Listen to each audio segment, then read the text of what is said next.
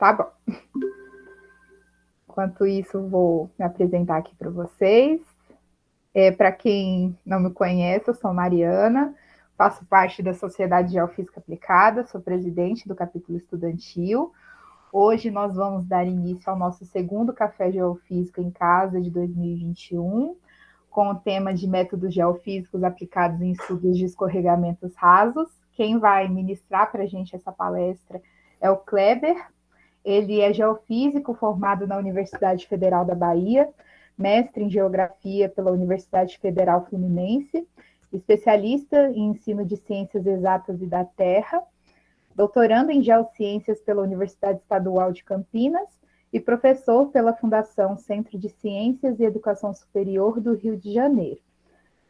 Kleber, eu deixo à vontade aí para você iniciar a palestra. Peço para que todos que tenham alguma dúvida deixem no chat, que ao final da palestra a gente passa para o Kleber e ele responde. E, além disso, no meio da palestra a gente vai enviar um formulário para vocês de presença.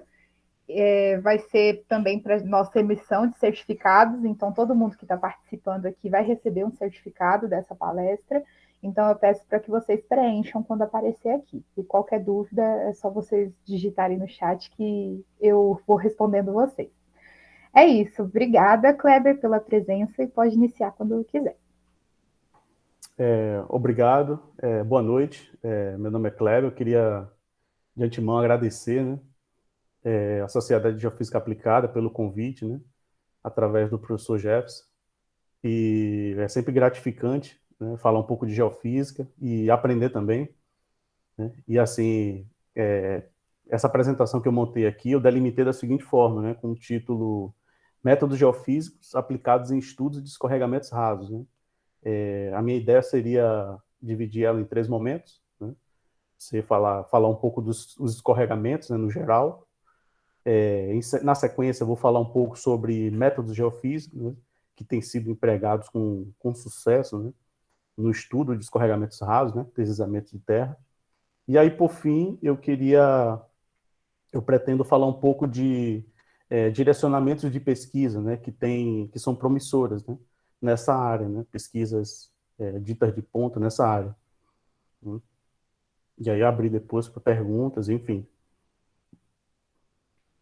Então, assim, a gente entende como deslizamento, né, deslizamento de terra, o movimento de descida, né, do material geológico em costa abaixo, né, por conta da ação gravitacional. Quando eu falo material geológico, eu me refiro a solo, rochas, matéria orgânica, enfim, né, todo esse material geológico. E assim, eu considero 3 fatores que são potencializadores dos movimentos translacionais, né, os escorregamentos rasos, né? Os escorregamentos no geral, né? E um deles, né, que eu acho mais importante, né, são as chuvas intensas, né? Chuvas intensas e também eu acrescento aqui acúmulo de chuvas, né? Quando você tem um volume de chuvas concentrado em um curto intervalo de tempo, isso é um potencializador dos escorregamentos, né? É um acúmulo de chuvas também. No caso aqui, tem uma foto aqui da cidade de Wenchuan, de um deslizamento que ocorreu em 2008. Ele é bem emblemático, né, porque inundou toda a cidade, e nele ocorreram vários deslizamentos de terra, né, que na maior parte deles foram debris flows, né, fluxo de detritos, né. E outro fator também condicionante são os terremotos, né, que motivam também, que potencializam, e o vulcanismo em menor escala. Agora, restringindo um pouco o conceito, os escorregamentos translacionais rasos, a gente entende que é uma massa, né, de material geológico que escorrega, né, encosta fora, né, para baixo e sem muito movimento rotacional, né? Essa descida de material geológico, esse escorregamento, ele ocorre sobre uma superfície lisa, né, e a pequenas profundidades, né, uma massa pouco espessa de solo que vem abaixo, né, que escorrega. Tem um exemplo bem emblemático que foi ocorrido em Angra dos Reis, né, um desastre ocorrido em Angra dos Reis em 2010, na qual você teve um escorregamento raso. Né? Nessa figura aqui eu coloquei porque é possível a gente tirar algumas informações dela. Se vocês repararem, por exemplo, a massa de solo que escorregou, que está na base da encosta, ela é bem diferente desse material que compõe a cicatriz, né, que está exposta. Você percebe que é uma superfície lisa, né, que é uma superfície plana, né, relativamente plana, e parece ser um material rígido, e certamente é um material que tem uma permeabilidade, uma porosidade muito inferior à da massa de solo que escorregou, né? Então, assim, a gente tem escorregamento translacional raso como uma situação onde choveu, acumulou, o solo saturou, né? O solo raso saturou, você tem uma descontinuidade hidráulica, né? Uma descontinuidade na permeabilidade, e isso favorece, né? Quando você tem aí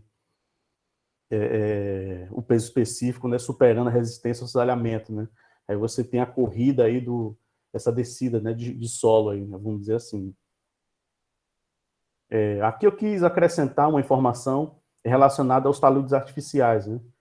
Comumente você tem obras de engenharia na qual você tem que modelar um talude, né, de modo que, por exemplo, uma pista ela fique segura ao deslizamento de terra, né? E aqui você tem, apesar de todos os protocolos, né, ainda assim ocorrem deslizamentos de terra, né? Aí a gente se pergunta o porquê isso, né? Por que que ocorre, né? E assim, comumente, quando ocorrem obras de engenharia, né, seja para a construção de edifícios, encostas, construção de túneis, estradas, ferrovias, essas obras de engenharia, elas seguem umas normas, né? Elas têm que seguir as normas, né? Elas têm prescrições, né? E aí essas prescrições, ela estabelece o que a lei impõe, né? O mínimo que você tem que fazer para você estar dentro da regra, né? Entre aspas, né? Só que nem sempre seguir a regra, né? Seguir a norma é um indicativo de que você vai obter sucesso na investigação geológico-geotécnica, né?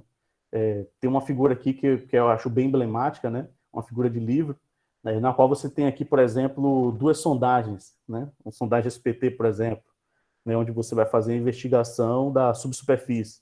E aí, entre essas duas sondagens, você tem um hiato, né? Você não tem informação, né? Por exemplo, né?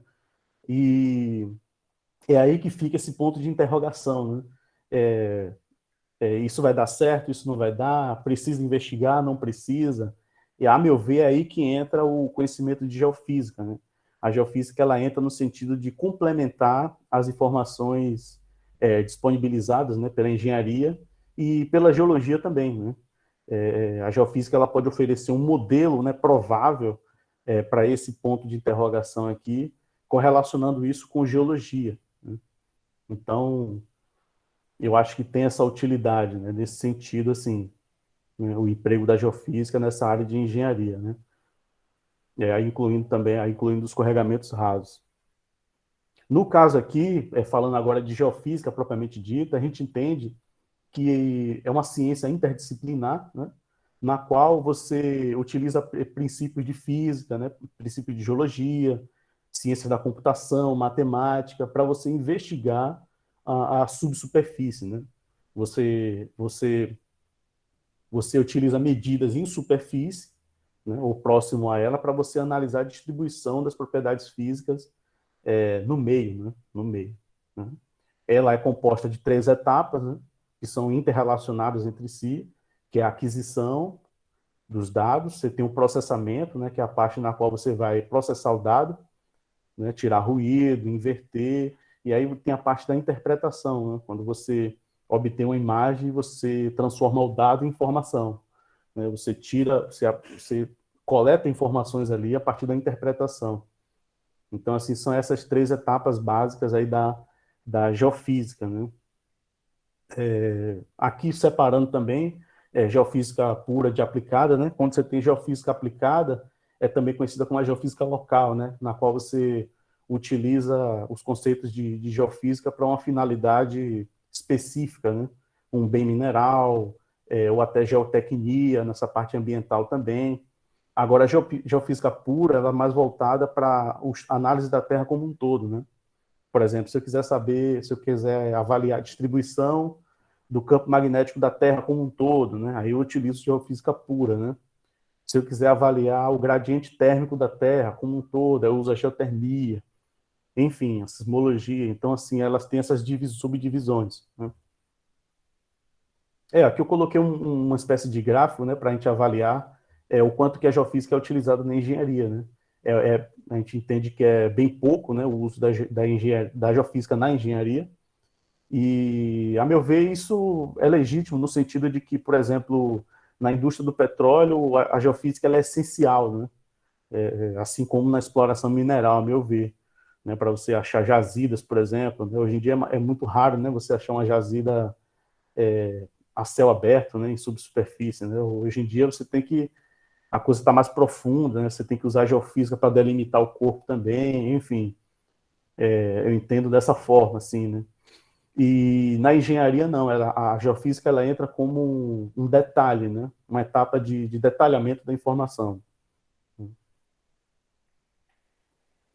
Um questionamento também que é muito feito, né? Quando se tem um ambiente onde se trabalha engenheiros, né, geólogos, geofísicos, existe muito esse questionamento da geofísica em relação à contribuição da geofísica, né?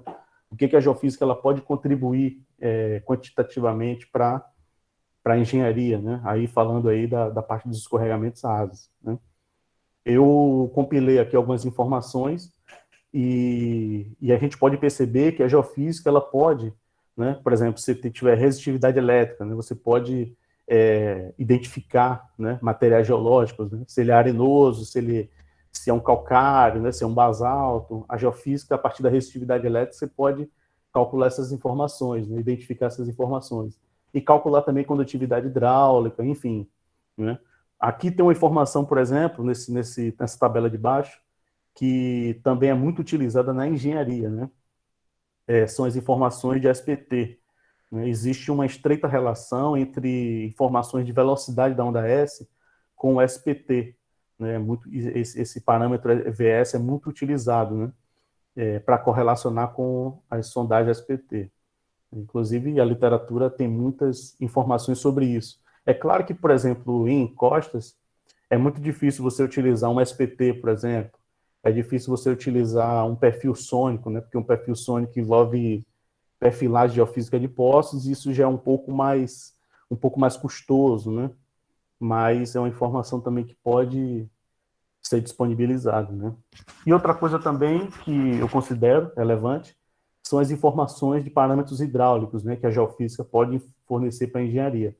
Você tem assim informações de resistividade, de módulos elásticos, né, de densidade, de permissividade dielétrica, né? Essas informações você pode obter com essas informações, né? Você pode obter umidade, né, índice de vazios, porosidade, saturação, permeabilidade, muitas informações nesse sentido, né? Aqui eu tenho um fluxograma, né, que eu tirei do artigo de revisão, no qual se avalia a aplicabilidade da geofísica em estudos de escorregamento, né? Nesse artigo de revisão, ele destaca algumas metodologias. Eu vou, só para citar aqui, essas quatro aqui, que eu considero relevantes, assim, e que é muito difundida, né? Que é a eletroresistividade, a sísmica de refração, a sísmica, né, multicanal, quando é de superfície, e o potencial espontâneo. Falando agora inicialmente do método da eletroresistividade, a gente entende que é o carro-chefe, assim, em termos de metodologia, que é utilizada para investigar escorregamentos rasos, né? A eletroresistividade é um método muito requisitado, né? Porque é um método relativamente barato, é um método versátil, né? Ou seja, você consegue implantar ele em condições adversas, né? Por exemplo, você consegue fazer eletroresistividade numa mata fechada, né? Você consegue fazer eletroresistividade numa encosta muito inclinada. Então, assim, ele tem um repertório muito favorável, né, ao uso em escorregamento, em estudos de escorregamento, né, deslizamento de terra. Então, assim, é um método que se baseia, né, como o próprio nome diz, ele se baseia na identificação da resistividade elétrica para fazer a identificação dos materiais geológicos em subsuperfície, e assim ele avançou muito em relação a métodos de processamento, né? Existem alguns softwares assim bem desenvolvidos e que permite agora o processamento de mais informações em menos tempo. Então, assim, ele é eu diria que é uma metodologia muito importante nesse tipo de estudo, né? Por que que ele é importante, né? Porque é um método sensível à presença de água, né? Então, assim, a motivação primeira, né? Porque, não sei se a gente pode dizer isso, né? Dos deslizamentos de terra seria o que a presença de chuvas, né? A infiltração da água, o acúmulo de água, enfim. E esse método ele é sensível à presença de água, né? E assim, se você quiser fazer coletas de método de eletrorestritividade, você pode utilizar diversas técnicas, né, e arranjos, né? Se você quiser fazer a investigação pontual e saber como é que a resistividade tá variando em profundidade, em um único ponto, você utiliza a sondagem elétrica vertical, né, que é uma técnica. Agora, se você quiser investigar a subsuperfície lateralmente e em profundidade, você pode utilizar o método do caminhamento elétrico. No caminhamento elétrico, você tem alguns arranjos que você pode utilizar em campo, né? Que é o que eu estou citando aqui, o de polo, né? Que ele é muito difundido. Em que consiste esse arranjo, né? Você crava no chão eletrodos de corrente, né? Que é o AB, olhando na figura aqui, o AB, que são eletrodos de corrente, e crava os eletrodos de potencial, que é MN, por exemplo. E assim, a depender após você fazer a injeção de corrente elétrica no solo, né, você vai gerar um campo primário e a distorção desse campo vai ser captada nos eletrodos de potencial através de uma DDP. Então, assim, a partir desse procedimento, você tem um ponto que você investiga em subsuperfície, né, que é esse ponto N1. Aí, se você quiser, no caso aí, pesquisar mais profundamente, você vai desenvolver o arranjo, né? Você vai deslocar o eletrodo de potencial para o ponto M2 e N2. Aí você vai ter uma profundidade N2. E assim sucessivamente. Quanto mais distante você tiver do eletrodo de corrente para o eletrodo de potencial, mais profundo você vai investigar, né? Você vai abrindo o arranjo e aí você vai pesquisando numa profundidade, até uma profundidade que você queira, né? Vamos dizer assim. No caso aqui, é uma profundidade teórica, né? Você vai achar, você calcula, né, o valor em campo, mas a resistividade real você obtém, a profundidade real você obtém quando você fizer a inversão dos dados, né? E aí aqui um exemplo dos equipamentos, né? Um resistivímetro, você precisa de cabos, você precisa de eletrodos, você precisa de garra, bateria também, enfim. E aqui, como ele é desenvolvido em campo, né? Estou falando ainda falando sobre o arranjo de polo, né? Você pega os dados e plota numa tabela, e aí esses dados, eles te dão aqui, em cada ponto, né? Você consegue calcular a resistividade em cada ponto, né? Lateralmente, né? Quando você pega isso e coloca no software, né? Por exemplo, de processamento, você vai ter uma seção, né? Que é chamada seção, né? Pseudo-seção de resistividade aparente, né? É uma pseudo-seção por quê? Porque a profundidade que você está aqui, que está determinada aqui na disposição dos dados, é uma profundidade teórica, né? Que é dado pelo programa, mas a resistividade real e a profundidade real você vai obter com a inversão dos dados, né? Que é uma transformada de Fourier que o software faz. E assim, para fechar essa parte da eletroresistividade, eu queria destacar aqui um estudo de 2018, no qual foi feito um monitoramento, né, em 2D da eletroresistividade. Eu achei muito interessante esse trabalho, bem feito. Assim. Queria destacar também aqui é, essa, essa tomografia, né, de resistividade elétrica que foi desenvolvida, né, dessa encosta. Eu considero muito interessante, assim, muito rico em detalhes e assim mostra o quanto que esse método ele é poderoso, né? O quanto que ele consegue detectar os objetos em profundidade, né? Os materiais geológicos em profundidade. No caso aqui ele foi feito em um solo coluvionar, né? Uma encosta, né? Não tão inclinada, mas é uma encosta e onde você tem argilas expansivas. Né? E aqui no caso aqui ela está interpretada, né? Onde você pode delimitar superfícies, possíveis superfícies onde possa ocorrer deslizamento de terra, né, pontos, zonas de falha, consideradas de falha, enfim. Então, assim, é um exemplo bem emblemático nesse sentido, né? Esse estudo ele fez uma série temporal, né, que é o time-lapse. Né? Você gera várias tomografias em 2D no mesmo ponto, só que em épocas diferentes, né? Aí, a partir daí, dá para você avaliar também essa questão da quantidade de água que está no solo, e a sazonalidade pluviométrica, né, envolvida nisso aí. A resistividade aqui é 1 por metro, enfim. E aqui eu quis destacar também o método potencial espontâneo, né, que é um dos métodos mais antigos da geofísica. Né? O potencial espontâneo, ele é um método de campo natural, né? Então, assim, por exemplo, quando você tem uma situação onde você tem uma barragem, né, seja ela de reservatório ou uma barragem de rejeito, enfim, comumente ocorrem problemas, né, do tipo pipe, né?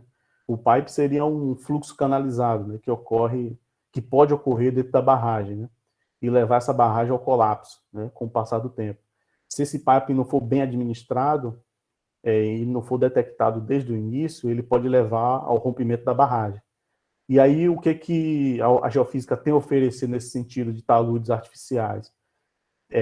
Aí eu proponho aí, no caso, aí, o potencial espontâneo é um método barato, né, bem barato, simples, e ele pode ser instalado ali, e nele você pode detectar um potencial espontâneo, né, porque assim, quando você tem um pipe, na membrana, entre a parte seca e a parte molhada, cria uma polarização, né, e essa polarização gera um sinal que é detectado pelo potencial espontâneo, né. Aqui um exemplo, né, de uma cidade que foi evacuada, né, por conta de um vazamento em barragens por pipe na Austrália, né, na Tasmânia.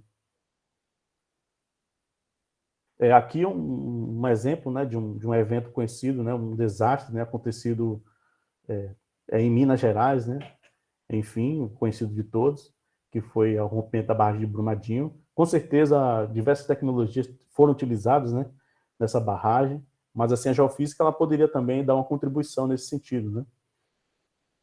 E no caso, essa ruptura não é uma coisa tão lenta, né, quanto os pipes, mas aí aqui, no caso aí foi um colapso, né? Uma coisa em fração de segundos, né? E agora passando para o método da MSW, né, que é a análise multicanal de onda de superfície. Esse método também ele vem sendo muito utilizado, né, vem crescendo o uso dele na parte de engenharia, né, na parte de geotecnia, e ele é um método que faz basicamente o cálculo do perfil da onda de cisalhamento do solo, né, em profundidade. Ele traça esse perfil. Como é que ele faz isso? Ele faz isso através do registro pelos geofones da dispersão das ondas de superfície. Então, assim, você tem os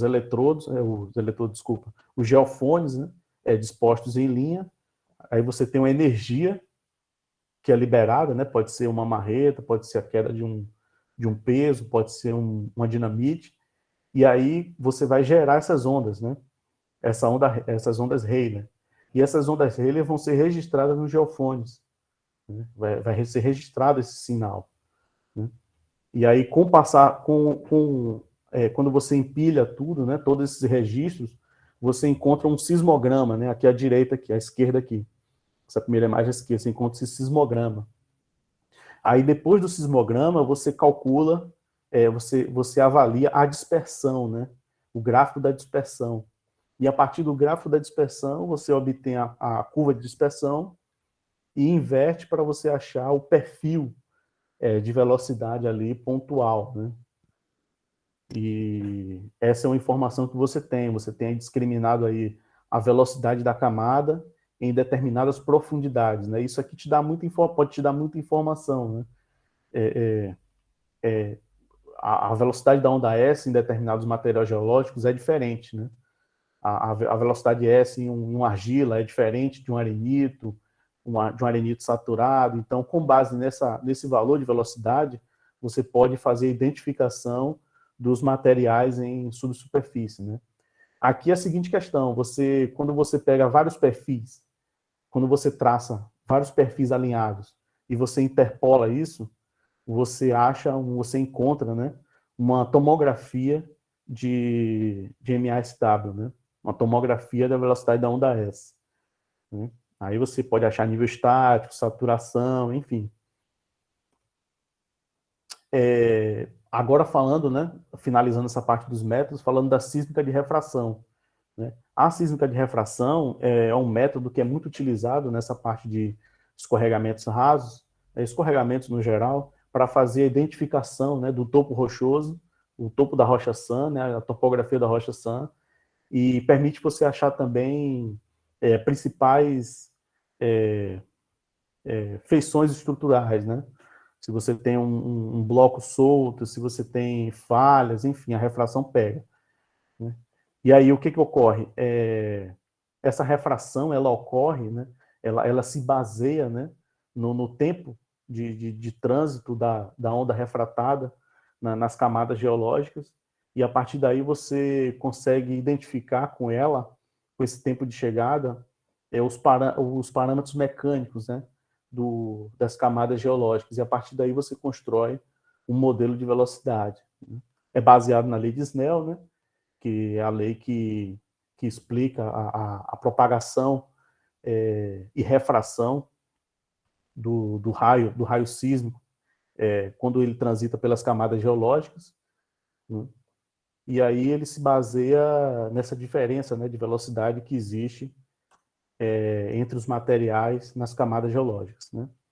Então, assim, a sísmica de refração, a aquisição dos dados de sísmica de refração, aqui eu citei um exemplo aqui da aquisição através de onda S, né? Quando você vai coletar os dados de sísmica de refração com onda S, naturalmente você tem que gerar onda S, né? E aí existe uma técnica muito simples de se fazer, que é quando você pega você coloca os eletrodos em linha, né? Os geofones em linha, e você usa uma fonte, né? A fonte pode ser uma marretada, uma dinamite, enfim. No caso aqui da onda S, mais especificamente, o que é que você tem que fazer? Você tem que utilizar geofones horizontais e você tem que gerar onda S nos dois sentidos, né? Tanto no sentido positivo quanto no sentido invertido, né? Para depois você juntar os dois sinais e aí achar o traço e inverter. Então, assim, esse método, né? Essa aquisição, ela tem uma regra, né? Por exemplo, se você quiser o comprimento do arranjo é 4 vezes a profundidade de investigação, então, por exemplo, se você tiver uma linha de arranjo de 100 metros, né, você consegue uma profundidade de 25 metros, você consegue investigar 25 metros, né, e por aí vai, né. A fonte sísmica influencia também na profundidade de investigação, então, por exemplo, se você usar uma dinamite, você tem uma energia maior, você consegue mapear profundidades maiores. No caso da marreta, é até 30 metros, né? É uma regra, né? Ela vai até isso, né? Vamos dizer assim, em termos de energia, né? E aí, o que você faz? Você pega o sinal, né? Você soma o sinal, né? E a partir daí você processa fazendo inversão, e aí você obtém as camadas, né? A espessura das camadas e a velocidade de cada camada, né? Para a engenharia, isso não importa tanto, né? Mas existe um parâmetro que é muito utilizado na engenharia, que é o VS30, né? Que o que seria VS30? Seria uma velocidade média da área, que é calculada para os 30 primeiros metros, né? Qual a velocidade da onda S nos 30 primeiros metros? Nos 30 primeiros metros, né? Então, essa velocidade é calculada como uma espécie de média, né? Vamos dizer assim. A velocidade é a distância por tempo, né? Então, você soma todas as espessuras, né? Todas as distâncias aí, todas as espessuras, e divide por todos os tempos de trânsito da onda em cada camada. Aí você tem o VS30, né? Vamos dizer assim. Ele é bem utilizado na engenharia, né? Para saber consistência do solo, enfim. E para relacionar também com o SPT, né?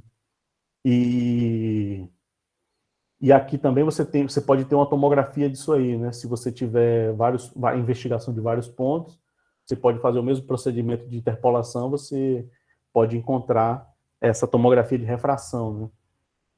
E agora a última parte, né, que eu quero falar um pouco aqui sobre pesquisas, que eu considero pesquisas recentes, né, que são promissoras nesse estudo de escorregamentos rasos envolvendo geofísica, né?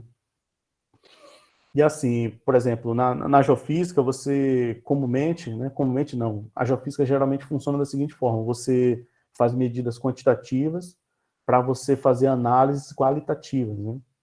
Então, assim, você pega, por exemplo, uma seção sísmica de refração, né, e pega uma seção sísmica de eletroresistividade, você interpreta visualmente ela, comparando informações das duas, e a partir daí você tira um diagnóstico em relação à interpretação daquele ambiente que está sendo investigado. Só que tem técnicas computacionais, né, softwares, que hoje já fazem essa interpretação, né, que é a inversão conjunta. Né? Você pega a informação de dois dados, ele combina esses dois dados, né, com base em padrões semelhantes, né, um padrão semelhante que está sendo dado nas duas informações, e com base nisso ele te dá uma terceira informação, né, que seria a interpretação dessas duas em conjunto. Né? Então é uma linha aí que eu considero promissora, né, nessa parte de geofísica, né, aliada a investigações de escorregamentos rasos. Né? Outra linha de investigação também, que é muito promissora, é a parte da modelagem 3D da encosta. Imagine, por exemplo, que você tem, quando você vai investigar a encosta por métodos diretos, né? Você coleta amostras, você leva para laboratório, você tira algumas medidas in situ também, e nessa modelagem 3D você tem a oportunidade de fazer a leitura de um volume, né, de encosta, né, vamos dizer assim, né? E isso pode te dar algumas informações, né, importantes, né, sobretudo no monitoramento, né, no monitoramento. Tem um software que eu quis destacar aqui, que é o ResIPY. Ele é um software que é muito poderoso, que ele faz inversões em 4D, né? Ou seja, ele faz o monitoramento do 3D no tempo, né? Então ele pega 3D que é feito no mesmo ponto, em épocas diferentes, ele pega todo esse dado e processa de uma vez só, né? Para ele te dar essa interpretação conjunta também, né? Essa inversão conjunta, né? E, além disso, né, ele oferece a correção de temperatura, ele oferece também, a partir da resistividade, você pode obter o modelo de umidade gravimétrica, como está na figura aqui. Então, assim, a partir da geofísica, você vai ter uma medida de hidrologia, né, por exemplo, né, e isso pode te dar informações muito importantes para você dar um diagnóstico, né, fazer um monitoramento da encosta.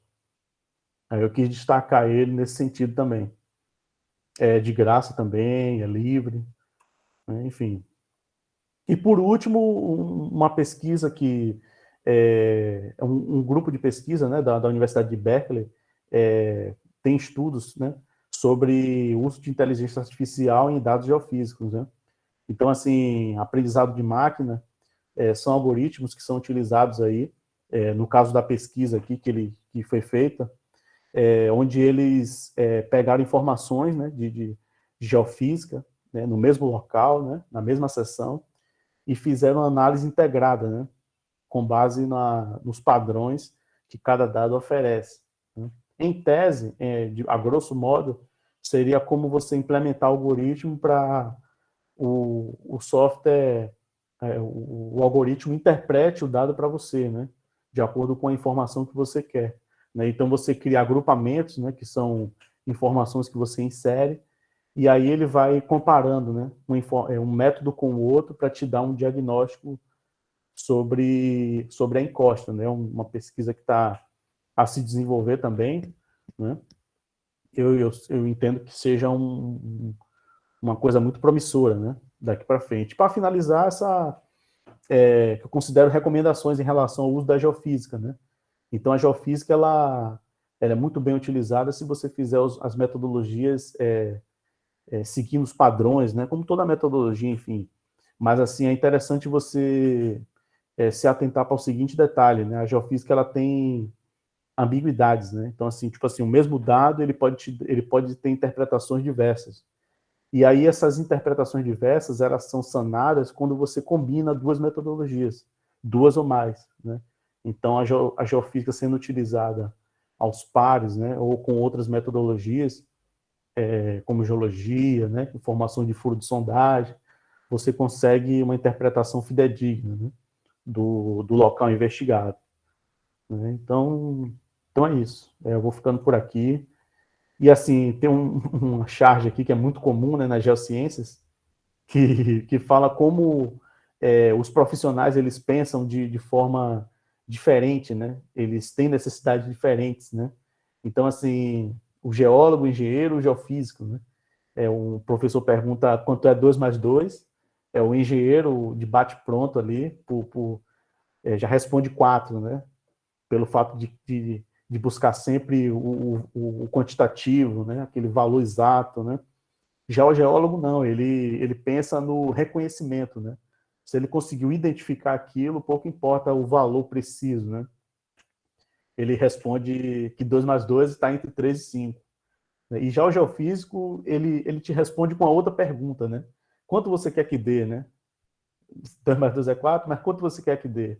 Então, o geofísico, ele sempre busca estabelecer um modelo que satisfaça o geólogo, né, e que, ao mesmo tempo, ofereça informações quantitativas para o engenheiro, né? Para o engenheiro. É isso. Deixa eu voltar para Oi, Kleber. aqui. Obrigada. Obrigada pela apresentação. Já tem uma galera aí querendo falar já. Pode falar, professor. Eu pedi primeiro. Não, Kleber, muito boa essa apresentação. Eu vou colocar aqui, desculpe se gato ficar passando aqui na frente, não tem jeito. Por isso que eu deixei ela desligada.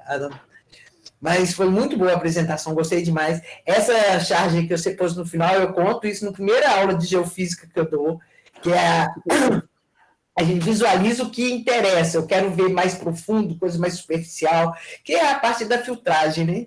É muito interessante. Eu sempre conto essa piadinha também. Não sei como que... a Júlia falou isso. Não sei se você está sabendo, nós estamos mexendo com um projeto, né, da Sociedade de Geofísica Internacional, Geocientistas Sem Fronteiras, da SGA, né? E nós estamos trabalhando justamente com isso, só que nós estamos colocando a magnetometria também, para pré-estabelecer as descontinuidades iniciais, porque aqui, além de deslizamento, né, nós temos o problema também de queda de blocos, que está ligada à parte toda estrutural, que é bem quadrado ferrífero, né? Região polideformada, e a ideia nossa é usar mais a eletroresistividade e a magnetometria. A ideia surgiu também de fazer a sísmica rasa, mas nós não vamos ter tempo para fazer isso. Nós até conseguimos conversar com o pessoal da CPRM, que eles têm o sismógrafo.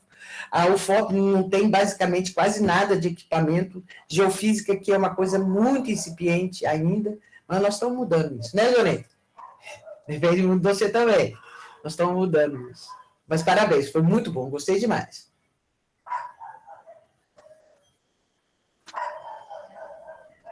Jonei, você ia comentar alguma coisa? Eu acho que você tinha aberto o áudio. Eu dei o ok para a professora Maria Silvia, né, que nós estamos tentando mudar essa situação aí de equipamento, né?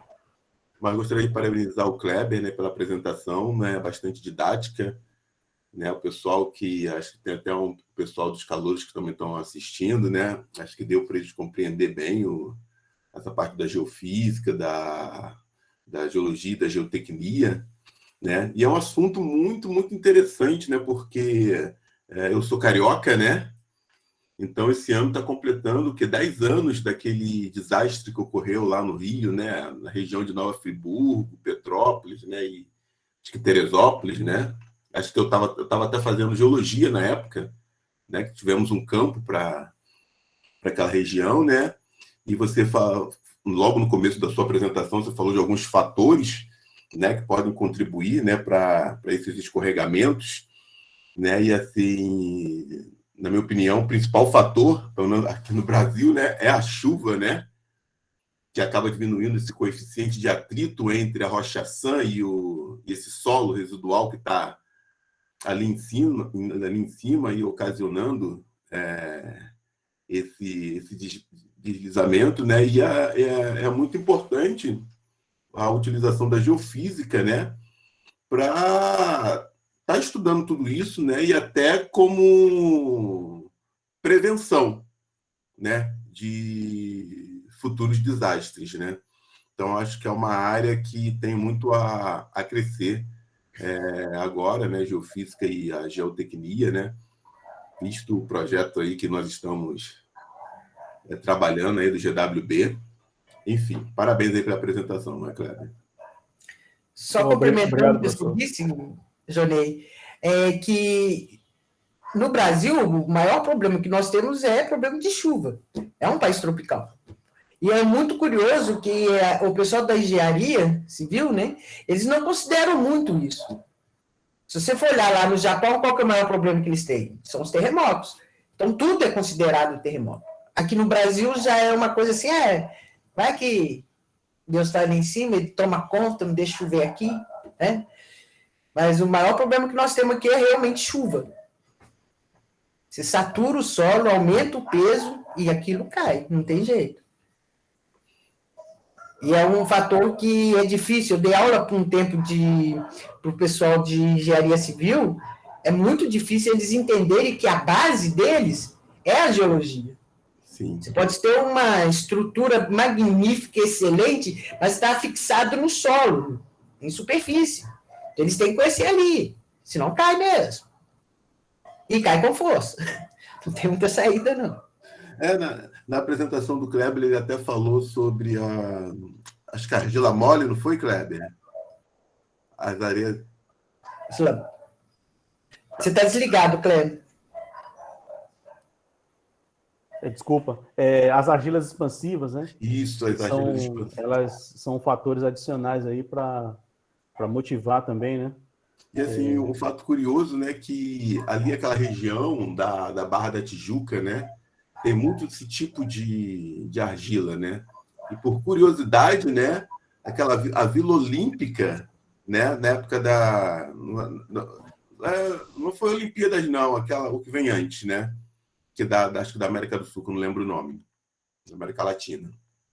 Eles construíram a Vila Olímpica em cima de dessa argila, né? E os prédios foram estaqueados na rocha, né? Então não acontece nada com o prédio. Agora, toda a área de lazer do condomínio não foi. Então, piscina rachou, desnível no condomínio. O prédio não, o prédio está intacto. Então, eu não sei nem como é que está a situação hoje em dia, né? Porque eles venderam, né, tudo aquilo, mas ninguém conseguiu mudar para o condomínio, devido a todos esses problemas devido a essa argila expansiva, né? Até às vezes, quando você está na rodovia mesmo, você tem ondulações, né? Dessa região de argila expansiva ali da Barra da Tijuca, né? Pode falar, professor Jefferson. Oi, boa noite. Boa noite, professora Maria Silvia. Boa noite, Jonei. Boa noite a todos. Deixa eu baixar minha mão aqui, né? Então, é um prazer estar aqui com vocês, né? Agradeço aí a Rafaela por ter feito o primeiro convite, que daí levou ao convite do Kleber, né? E aí nós estamos aqui virtualmente, né? Por enquanto, mas essa é uma das vantagens do virtual, né? A gente pode estar longe e perto, né? Então, uma das nossas preocupações, né, dentro do projeto do Kleber, é o nosso trabalho na Serra do Mar, né? Então, na Serra do Mar, o que a gente vê muito, né, é um terreno... Obrigado, Rafa. É um terreno granítico, gnástico, etc., e que com solo, em geral, não muito espesso, né? Mas que é muito complicado da gente entender. Já foram, né, o pessoal já fez um monte de trabalho lá, tudo, mas sempre essa questão da variação do lençol, né? a questão também da perda da discussão, tudo isso, sempre foi sempre são coisas complicadas. Quando a gente vê uma região como, por exemplo, lá Nova Friburgo, né, que tem centenas de escorregamentos translacionais no mesmo episódio, quando a gente vai ver mais de perto, a gente vê que existem diversos mecanismos diferentes de rompimento, né? E esses mecanismos de rompimento, eles estão relacionados com essas diferenças no próprio intemperismo, que vai deixar um trecho mais poroso, um trecho menos poroso, vai gerar aquicludes, né? Aquíferos suspensos aí no meio desse perfil do regolito, e aí a gente não consegue ter uma visão, né, mais unificada. E aí, bom, apareceu o Kleber na minha vida para a gente tentar aí enfrentar esse problema de uma forma mais integrada, né? Eu não sou geofísico, entendo pouquíssima coisa de geofísica, sou um usuário daqueles assim que fica né, perguntando muito, mas o Kleber está me ensinando um pouquinho, estou até entendendo mais agora. Mas a nossa questão é essa, né? A gente tentar pegar uma área, né, para monitorar, fazer essa área na estação seca, na estação chuvosa, e tentar ver realmente esse perfil, tanto horizontal quanto verticalmente, né? E ver como é que o freático funciona, né, nas duas estações, né? E, enfim, e ver como é que a gente consegue fazer a relação também entre as propriedades da geofísica com as propriedades da geotecnia, né? Enfim, é um desafio grande aí, mas estamos só no começo, né? A gente mal abriu as picadas lá, né, Kleber? A gente não, você abriu, eu ainda não abri nada. Mas a geofísica serve isso mesmo, né? É uma ferramenta muito possante. Sim, com certeza. Eu acho que daqui para frente, aqui no quadrilátero, né, o pessoal já tem usado mais a geofísica para pesquisa mineral. A Vale, não só a Vale, mas as outras empresas também têm começado a ampliar essa utilização, inclusive a perfilagem, coisa que antes era todo o furo era testemunhado, agora eles já não estão me preocupando muito com isso, estão mexendo com a perfilagem também. Ou seja, tem uma vasta utilização e é uma ferramenta, né? Sabendo usar, tem resultados muito bons. Pois é. Estamos ansiosos aí para ver como é que vai funcionar. Em relação à geofísica, eu penso que a geofísica nunca é feita isoladamente, né? Sempre em correlação aí com geologia e com outras informações. É um pouquinho, né? É um pedacinho de uma coisa que vai juntando com outras. Eu acho que é muito nesse sentido, assim. Eu acho que o sucesso da geofísica, ela depende muito do que você agrega, né? Para fazer a interpretação, né? Para você interpretar, assim. Júlia, só antes de você falar, surgiu uma pergunta da Rafaela, só para a gente responder ela aqui, que ela deixou aqui já tem um tempinho. Qual método é mais recomendado para estudo geotécnico de encostas com grande probabilidade de risco de deslizamento? Queda de blocos ou mesmo rastejo? Queda de blocos, quando falou queda de blocos, eu lembrei logo da sísmica, né? Porque, assim, a sísmica, por exemplo, a sísmica de refração, né, com onda S. Eu citei a sísmica de refração com onda S, por quê? Porque ela tem uma aplicabilidade muito boa na engenharia nesse sentido, porque ela consegue detectar, porque, assim, a sísmica de refração, a onda S, né, vamos dizer assim, ela não se propaga em meio líquido. Então, assim, ela é insensível à presença de água. Então, assim, o que ela mapeia é só a estrutura, né, da rocha, né? Então, ela é muito boa para você detectar isso, né? Falhas, superfícies, né? E aí ela é muito boa para utilizar também junto com a eletroresistividade, porque enquanto a resistividade ela é sensível à presença de água, a refração ela já não tem essa sensibilidade em detectar essa parte de água, né? Então ela pega só a estrutura, né? Ela pega o material sólido. e a eletroresistividade pega a parte líquida, né? Líquida entre aspas, né? Umidade, enfim. E aí você casando essas duas informações, você pode detectar estruturas, né? Desse sentido. Então, eu acho que método sísmico e casado com eletroresistividade pode dar uma informação muito boa nesse sentido, né? De queda de blocos aí, eu acho que nesse sentido, assim. Não sei, né? Tá respondido, Rafa? Júlia, se você quiser comentar também. Tá, eu vou comentar sobre o último slide do Kleber, né? Até uma questão que a Maria Silvia, o Kleber, o Jefferson falou. Jefferson, uma coisa que nós estudantes, né, quando estamos aprendendo com a Maria Silvia, lá no DEGEL, a geofísica, é uma coisa que quando a gente vai aprendendo assim, que a geofísica é uma aquisição de dados, né? Às vezes a gente vai para o campo, por exemplo, fazer método elétrico, a gente aparece um monte de número. E a Maria Silvia sempre puxa a nossa orelha. Quando está medindo, tem que conferir se o dado está fazendo sentido, né? Uma coisa que é casar a geologia, é entender os métodos, né? Aí, Kleber, eu queria te perguntar muito uma coisa que você falou durante toda a palestra, né? Que nem sempre as NBRs fazem sentido, né?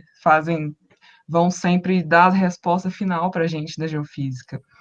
E quando a gente está trabalhando, principalmente numa empresa, uma indústria, principalmente com engenheiro civil, outros engenheiros, né, que não são geólogos ou geógrafos, que entendem da geofísica, né, da geofísica física,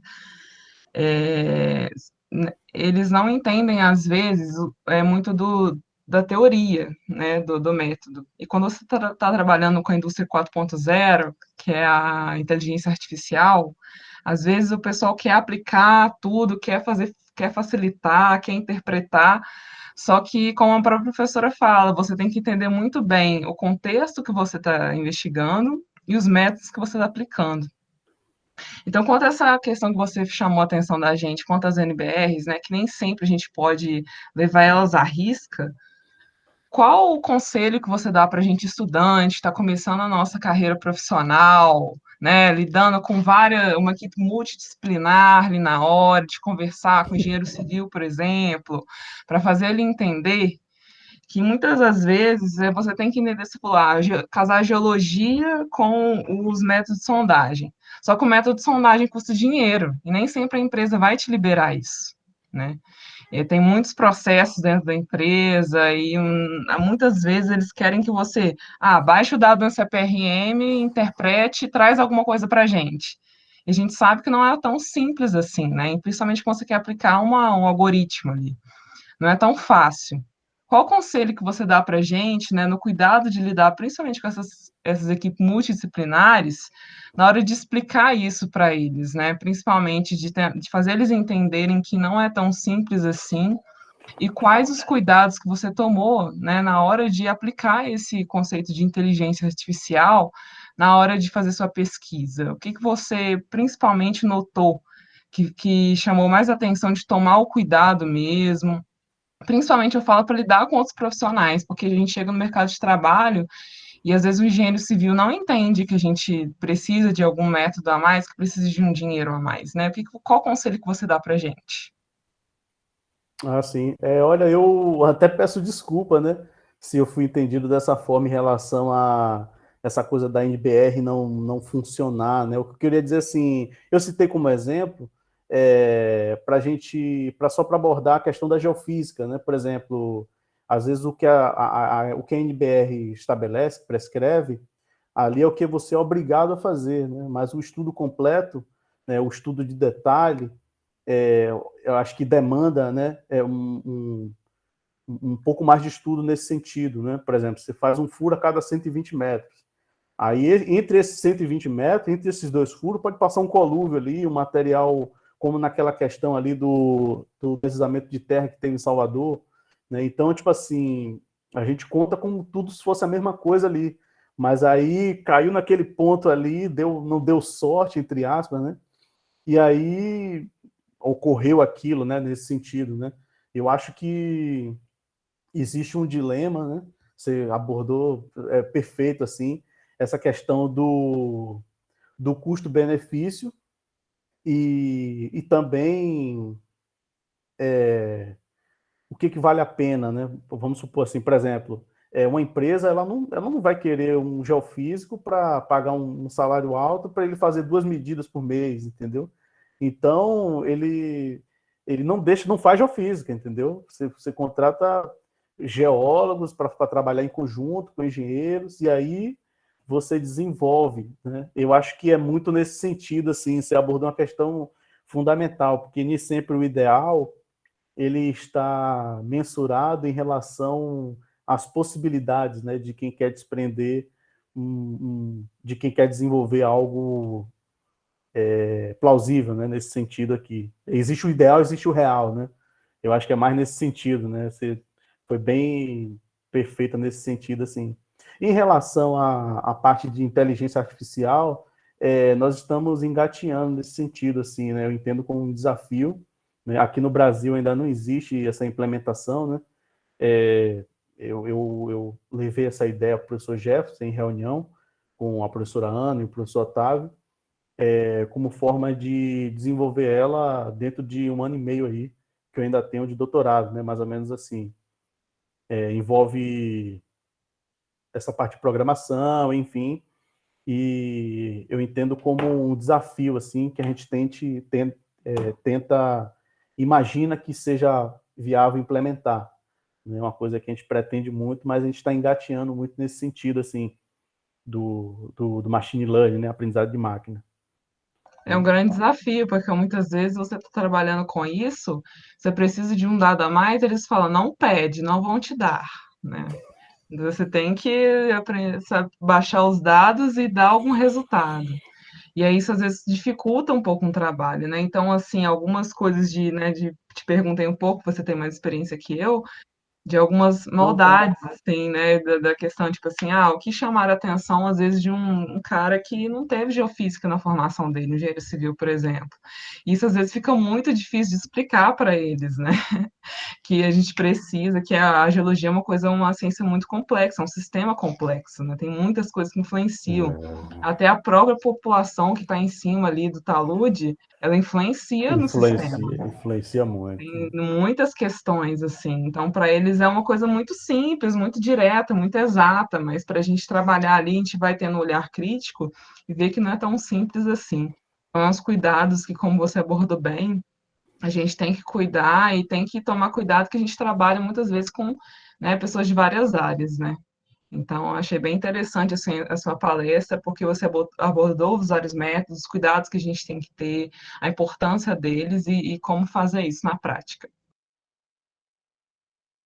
Eu já me deparei com coisas assim nesse sentido, né? De questionamentos, né? Mas vem cá, e essa imagem aqui, o que que... Aí o geólogo, por exemplo, chega, isso aqui é formação tal, ele associa a cor com a formação, mas ali não é uma seção geológica, né? É uma seção geofísica, né? Seção que seja ali, uma seção de tomografia, de resistividade. Então, por exemplo, numa seção geoelétrica, né? Ali aquele sinal ali que foi detectado, ali é geologia, ali é água e às vezes é até ar, né? Porque quando a gente está falando de solo, tem ar, tem água e tem geologia. Então você não pode cravar, é formação tal. As Então assim, anomalias, né? isso deu um contraste ali, mas aquilo ali tem que ser muito estudado, né? Você tem que olhar novamente. É o grande, eu considero o grande gargalo da geofísica, né? A, a, a capacitação para você interpretar, né? É uma coisa que você adquire com o tempo, né? Por exemplo, um dado de gravimetria, né? Quando você tem um sinal circular, você tem um sinal circular e você tem um sinal mais ovalado, né? O sinal que está mais ovalado, ele pode ter uma profundidade diferente, aí você tem que usar uma equação para achar a profundidade do corpo ígneo. Então, tipo assim, não é uma observação direta, né? Você bater o olho e diz é isso, né? É uma coisa... Né? Precisa estar com os desafio. conceitos bem, né, na ponta da língua. E E a gente ter essa malícia também de conversar com o pessoal, né, e de explicar para eles também. exatamente. Aí é aí que tá. O geofísico ele só consegue interpretar bem com o geólogo do lado, né? Porque ele vai botar um mapa geológico, ele vai explicar, e aí aquilo vai fazendo sentido, né? Para o geofísico, né? Vamos dizer assim, para interpretar o dado ali, vamos dizer assim. Né? Eu entendo dessa forma, não tenho tanta experiência, não, mas é mais nesse sentido, assim. Tem sim, você trouxe teu trabalho pra gente aí, foi bem legal. Eu queria também aproveitar um momento que eu decidi de última hora, né? Eu queria ver se eu sorteava um livro aqui, né? Eu anotei o nome de vocês, aí coloquei aqui no. Eu queria, se vocês permitirem, eu queria Por favor. compartilhar a imagem do livro, e aí eu faria um sorteio aqui. Eu tentei colocar o nome de todo mundo aqui. Achei que Enquanto... você ia só fazer o merchan. Vamos ver a figurinha do livro lá. É isso, o livro é do colega do professor, né, do professor Otávio. Co-orientador, né? Ele é co-orientador também, é uma pessoa que tem uma larga experiência nessa área de geofísica, né, aplicada à geotecnia, e aí ele lançou esse livro, né, recentemente, né, já saiu do forno já. É Geofísica aplicada à Geologia de Engenharia e Meio Ambiente. Ah, eu quero. Então, assim, eu quero ver se eu faço um sorteio agora, né? Eu tentei colocar o nome das pessoas aqui, depois que terminou, e deu 25 pessoas, não é isso? Não sei se está faltando alguém aqui. Eu acho que uma galera que foi entrando depois, alguns foram saindo, aí já Entendi. mistura mesmo. Mas aí, enfim, deu 25 pessoas aqui, eu posso fazer o sorteio? Porque aí, Pode. certo. Vamos lá, fazer esse sorteio aqui, aí depois eu pego o endereço da pessoa e envio, né? Vamos lá, vamos ver. A gente ajuda. Olha lá, gente, torçam aí.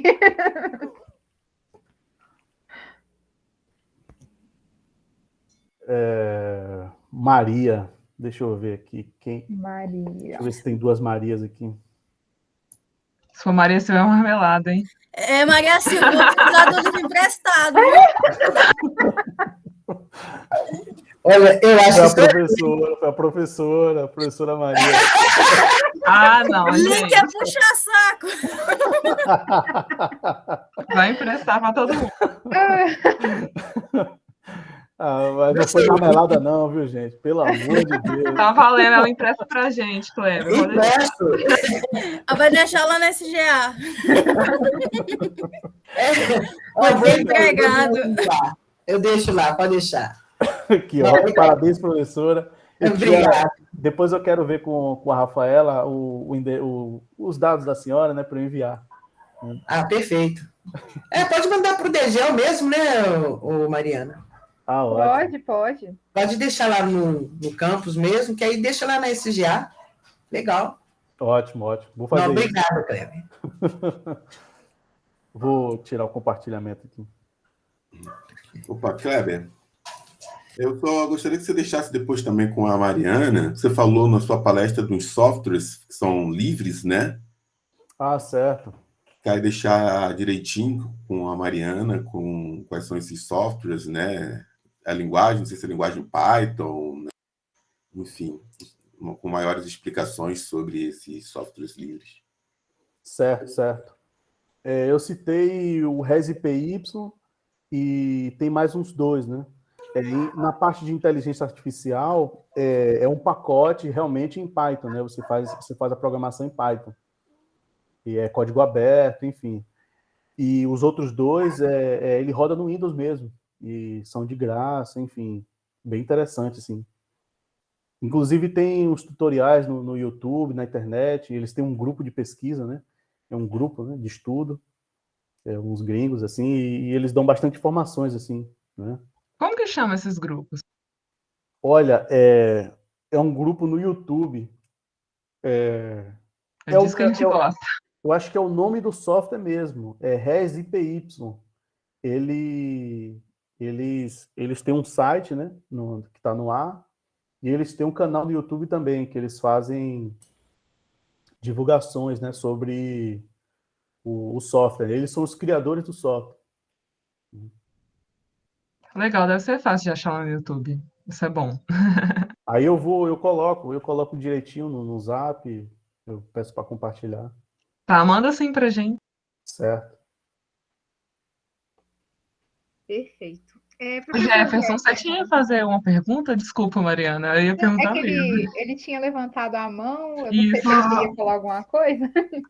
Não, eu só ia reforçar essa questão da complexidade, né? Que várias vezes, quando eu tive alguma experiência com geofísica, por exemplo, eu trabalhei na indústria da mineração, que uma vez eu estava gerente de um projeto e a direção do projeto achou uma anomalia que era igualzinha, né, em tamanho à anomalia que era a anomalia do minério, né, que a gente estava pesquisando.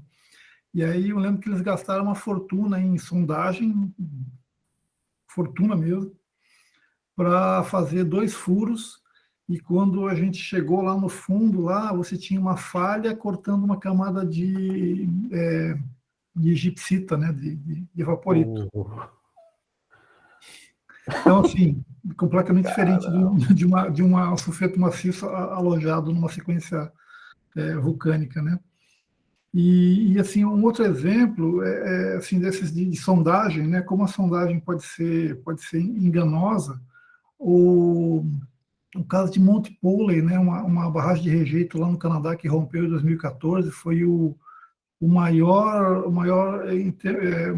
desastre em termos de volume de material depois de Mariana, né? Que eles fizeram sondagem de 20 em 20 metros para fazer o projeto executivo, né? E só que num desses intervalinhos aí de 20 metros tinha uma seção que tinha uma argila glacial. E quando foi aplicado o peso da barragem, aquele material ali se rompeu.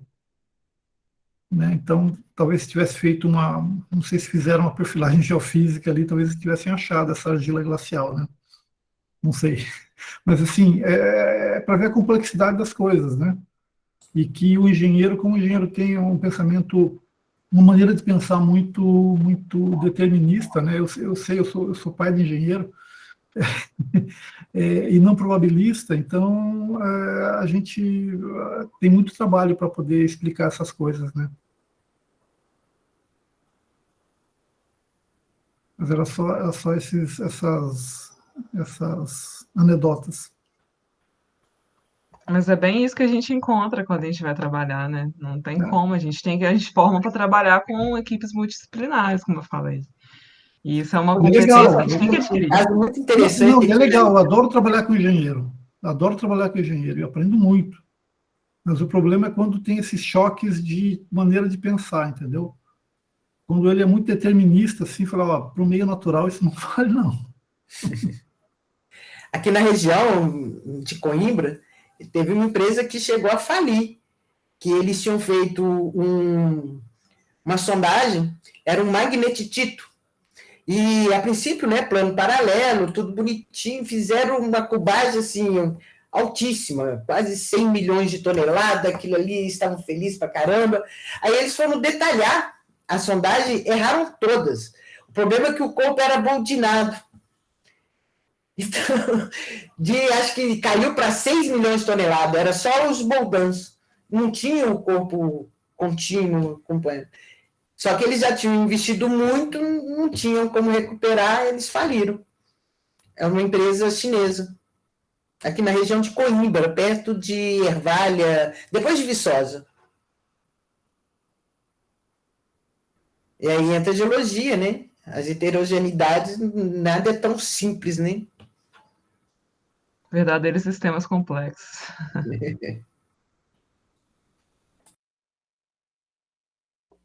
Você ia fazer alguma pergunta, Júlia? Não, só comentei. Então tá bom. Eu estou olhando aqui no chat, não tem mais nenhuma pergunta. Não sei se alguém tem alguma aí para mandar rapidinho. Fica à vontade. Oi, Rafa. Na verdade, eu não tenho nenhuma pergunta, só tenho a agradecer ao Kleber mais uma vez, ao professor Jefferson, a participação aí da Maria Silvia e do Jonei, de todos aí da SGA e de todos os convidados. E falar que sem a participação de vocês não teria ficado tão perfeito esse encontro. E que estamos preparando o próximo Café Geofísico para a semana que vem, que todos estão convidados. Aguarde aí nas nossas redes sociais. É isso, pessoal. Muito obrigada. Eu gostaria de agradecer a oportunidade também, Rafa, e eu gostaria de saudar uma coincidência que agora eu acho que eu lembrei que a Maria Silvia é a Silvia de que a minha mulher tanto falava. A Maria José, que teve aí num concurso, né? Ah, sim! Eu já sabia dessa coincidência. Sim. Ela ficou aqui em casa. Isso. Exato. Foi no Cinex Me. Não, foi numa banca também, não foi? Não, teve a banca, que foi a banca que entrou o Gustavo Melo. Isso. Perfeito. Manda um abração para ela. Pode deixar. Ela não está aqui hoje em casa, tá voltando do campo, mas aí eu mando, pode deixar. Ela é muito amiga do Marcos Suíta, né? Fizeram um curso fora do país juntos. Sim. Exatamente. Isso. Ou seja, gente, esse nosso mundo é muito pequeno, viu? Se é muito pequeno. Mas pode deixar que eu mando um abraço para ela, assim. Por favor, obrigada. Gente, quero aproveitar o espaço também aqui para agradecer a presença de vocês, mas chegou alguma coisa aqui, eu acho, para responder. Deixa eu ver aqui, para repassar para vocês. Vamos lá. Fábio Vladimir falou, caso ainda haja tempo, o Kleber poderia falar sobre malha de levantamento geoelétrico para detecção de anomalia geotécnica? Fábio mandou aqui. Isso. Nessa parte de anomalia elétrica, no caso? Geoelétrica? Não entendi. Deixa eu pegar aqui. Poderia falar sobre a malha de levantamento geoelétrico, exatamente. A detecção de anomalia geotécnica. É o seguinte, para fazer detalhamento com método geoelétrico, a ideia é você aproximar mais os eletrodos, né? Para você pegar mais detalhes. Só que isso aí existe um limite, né? Quando você aproxima muito o eletrodo, a corrente ela vai por cima, né? Ela não percorre as camadas mais profundas. Então, você fica inviabilizando a medida, né? Chega a inviabilizar quando você aproxima muito os eletrodos, né? Então, assim, eletrodos, por exemplo, de metro em metro, né? Eu acho que é adequado para você fazer um detalhamento, né? E você... aí, se você quiser uma profundidade maior, aí você vai ver como é que você vai se passar. Né? Mas, em termos de detalhe, né, você tem que ter ideia primeiro... você tem que ter uma ideia a priori de onde está a profundidade do corpo, né, que você quer fazer esse mapeamento, e aí, em cima disso, você tentar fazer esse detalhe, né?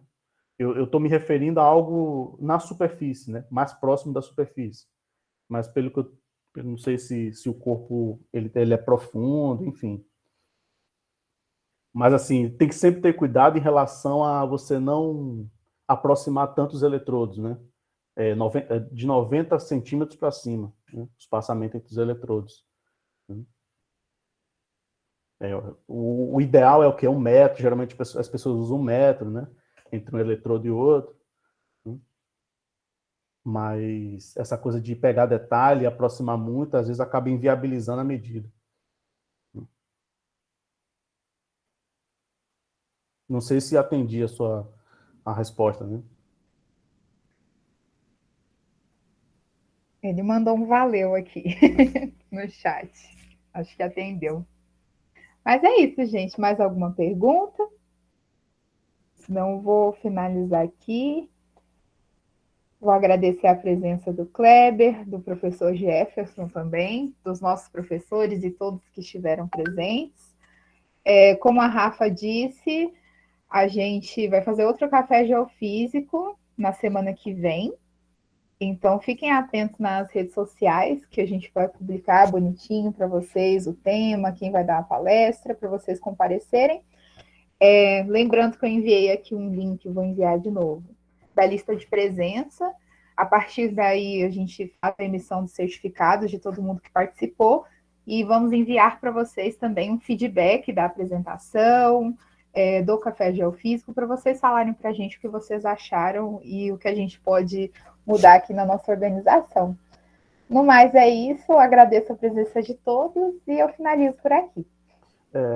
Eu queria agradecer também a oportunidade do convite novamente. É sempre um prazer, né? É um prazer conhecer a professora Júlia, o Jonei, a Maria Silva. É um prazer. Agradecer ao professor Jefferson também, né? Que viabilizou esse encontro também. E a Rafaela, você também, que eu não sei o nome, desculpa. E assim, muito obrigado aí pela oportunidade, né? Gente, muito obrigado, eu agradeço demais a nossa... eu falo isso muito com o pessoal, que o meu objetivo, ultimamente, é a vulgarização da geofísica, é tornar uma ferramenta que qualquer problema que tenha dentro das geociências, né, pensar assim, olha, a geofísica pode me ajudar. Esse que tem sido o meu objetivo nos últimos anos, a vulgarização da geofísica. E muito obrigado por vocês terem participado, apresentado vocês demais. Parabéns. Assim, ela arrumou um monte de aluno para seguir ela, Kleber. Vai ter que ser. Que ótimo, que ótimo. Então é isso, gente. Boa noite. Obrigada. Boa noite também. Boa noite, gente. Obrigada, Kleber. Obrigado. Obrigada, professores. Tchauzinho. Obrigado, Jefferson. Boa noite. Tchau, tchau. Tchau. Obrigado. Tchau. Boa noite. Tchau. Boa noite, tchau. Muito obrigado. Tchau, gente.